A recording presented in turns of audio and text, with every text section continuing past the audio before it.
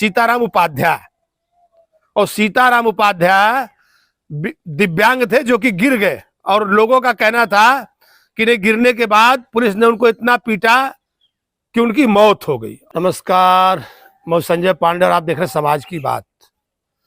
कुछ दिन पहले बाराबंकी में एक एबीवीपी के कार्यकर्ता प्रदर्शन कर रहे थे और पुलिस ने उनको दौड़ा दौड़ा करके खूब पीटा, और उसके बाद उसमें करीब करीब 28-29 कार्यकर्ता इतने घायल हो गए कि उनको हॉस्पिटल में एडमिट करवाना पड़ा। और फिर उसके बाद वहां पर बीजेपी के कुछ मंत्री, बीजेपी के कुछ कद्दावर नेता उनको हॉस्पिटल में देखने गए। आखिर ऐसा हुआ क्यों? क्योंकि जब एबीवीपी के कार्यकर्ता थे तो उनको लगा होगा कि नहीं, हम तो पार्टी के हैं, शायद हमारे ऊपर पुलिस रहम करेगी, लेकिन पुलिस ने उनको दौड़ा दौड़ा करके पीटा। तो क्या उत्तर प्रदेश पुलिस अब निरंकुश होती जा रही है, या शासन का कोई ऐसा आदेश है? यह समझने वाली बात है।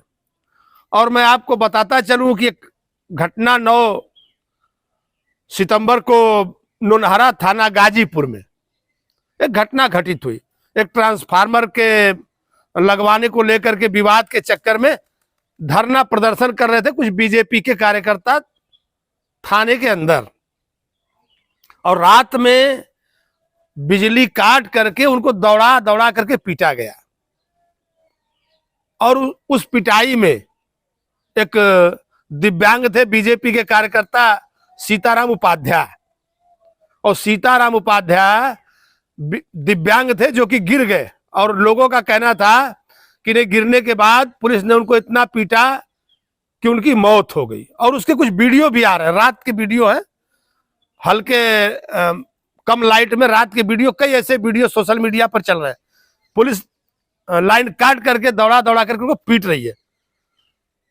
तो आखिर जब उनको लगा होगा कि बीजेपी के कार्यकर्ता है, उनको पुलिस ऐसा नहीं कर सकती, लेकिन उनको दौड़ा दौड़ा कर पीटा गया। फिर मैं उसी बात पर आता हूं, तो क्या पुलिस इतनी निरंकुश हो गई है, या कोई ऐसा आदेश है? ये सोचने वाली बात है।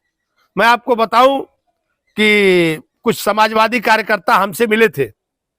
उनका कहना था कि जब बीजेपी के कार्यकर्ता प्रदर्शन कर रहे हैं और पीटे जा रहे हैं दबा के, और यहां तक कि अभी जो नई नई घटना हो गई, बोले उसमें जब उनके ही कार्यकर्ता मारे जा रहे हैं, मर जा रहे हैं, तो हम तो मारे डर के मारे दुबक के घर में बैठे हैं। देखिए, बड़ी बात कह दी उन्होंने कि हम तो मारे डर के मारे। और चर्चा चल रही थी ये जो खाद है, यूरिया खाद अभी भी किसानों को पूरा नहीं पड़ पा रही थी।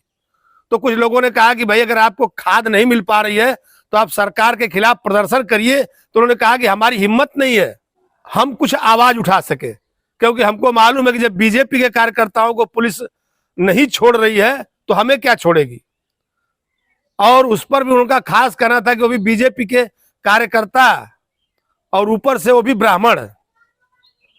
जब उनको दौड़ा करके पीटा गया, उनकी जान चली गई, तो हम तो भाई आगे आने वाले नहीं है। ये डर का माहौल उनके अंदर बैठा हुआ है। यानी आज लोग डर के मारे जो उनके दिल की बात है वो कह नहीं पा रहे हैं। आज उनका कहना था कि हमारे मन में इतना डर बैठ गया है कि जो हम कहना चाहते हैं, कोई धरना या प्रदर्शन हम करना चाहते हैं तो हम कर नहीं पा रहे, क्योंकि हमको डर है कि पुलिस हमारे ऊपर ढेर सारी धाराएं लगा देगी, ढेर सारी धाराएं लगा देगी। तो इस तरह की बातें। और आप देखेंगे कि कहीं ना कहीं समाजवादी पार्टी सीताराम उपाध्याय के मारे जाने के बाद कई ऐसे समाजवादी के नेता है, कई समाजवादी के ब्राह्मण नेता है, अब वो इसको जो है ब्राह्मण कार्ड करके खेलना चाहते हैं। और अब समाजवादी पार्टी लोगों के बीच में प्रचारित कर रही कि देखिए कि भाजपा में ब्राह्मणों की कितनी दुर्दशा हो रही है, भाजपा में ब्राह्मण मारे जा रहे हैं और यह सरकार उनका ध्यान नहीं दे पा रही है। इस तरह की बातें वो प्रचारित कर रहे हैं ताकि ब्राह्मण समाजवादी की तरफ आकर्षित हो। जो उसमें सबसे बड़ी बात यह है कि आखिर पुलिस इतनी निरंकुश कैसे हो सकती है। जो पुलिस ने लाठी चार्ज किया तो लाठी चार्ज की जरूरत कहां से पुलिस को आ गई, और उसमें भी इस तरह का लाठी चार्ज। धरना प्रदर्शन इसके पहले भी सरकारें थी, यही बीजेपी के लोग धरना प्रदर्शन किया करते थे, लेकिन उनका कहना, बीजेपी के लोग देखिए, बीजेपी के लोग भी इस पर आवाज उठा रहे हैं। उनका कहना है कि हम पिछली सरकारों में हम भी धरना प्रदर्शन करते थे, लेकिन किसी की जान नहीं जाती थी, और आज ये हाल है कि हमारी ही जान सुरक्षित नहीं है। और उस पर भी जो गाजीपुर के जिला अध्यक्ष थे राय साहब, उन्होंने कह दिया कि नहीं, ये हमारे कार्यकर्ता नहीं है।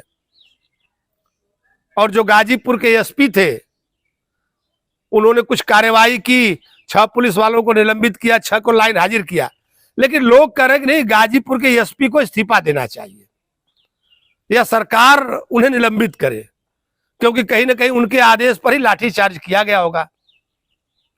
और पूरे जिले में इस मुद्दे को लेकर के पूरा माहौल गरमाया हुआ है। कहीं ना कहीं लोग हर जगह इसी बात की चर्चा कर रहे हैं कि आखिर पुलिस ऐसा कैसे कर सकती है कि हमारे यहाँ जो कानून है वो इतना लचर है कि आप देखेंगे कि कोई सरकारी कर्मचारी हो, चाहे किसी भी विभाग का हो, चाहे वो कोई भ्रष्टाचार कर रहा हो या ऐसे पुलिस वाले जिनकी पिटाई से किसी की मौत हो जा रही हो, उस पर बड़े आसानी के साथ मजिस्ट्रेट जांच करवा दी जाती है। और जांच के बाद ये लोग कुछ दिनों के बाद इनका जो निलंबन है वो वापस हो जाता है। सरकारी केस होती है और सरकार केस हार जाती है। इससे इन लोगों का जो मनोबल है वो हाई रहता है।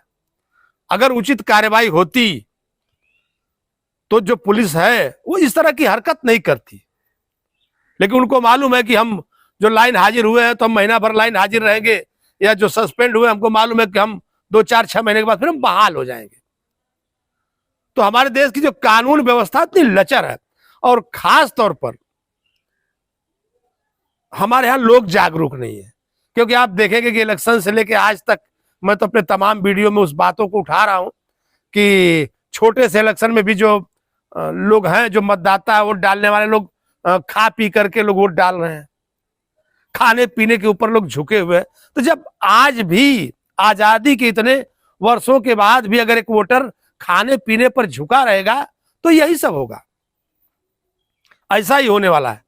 हमारे देश में अगर आधार को प्रॉपर्टी से लिंक कर दिया जाए तो भ्रष्टाचार पर काफी हद तक काबू पाया जा सकता है, क्योंकि जो भी अधिकारी हो या जो भी कर्मचारी हो, अगर वो रिश्वत लेते हैं तो कम से कम उससे कोई प्रॉपर्टी तो नहीं बना पाएंगे या अपने खाते में उसको नहीं रख पाएंगे। अगर प्रॉपर्टी कोई खरीदेंगे तो वो पकड़े जाएंगे। और हमारे देश में बहुत जरूरी हो गया है कि आधार प्रॉपर्टी से लिंक हो। फिर मैं समाज से जुड़े हुए अपने किसी अगले विषय पर आपके सामने आऊंगा। तब तक के लिए धन्यवाद।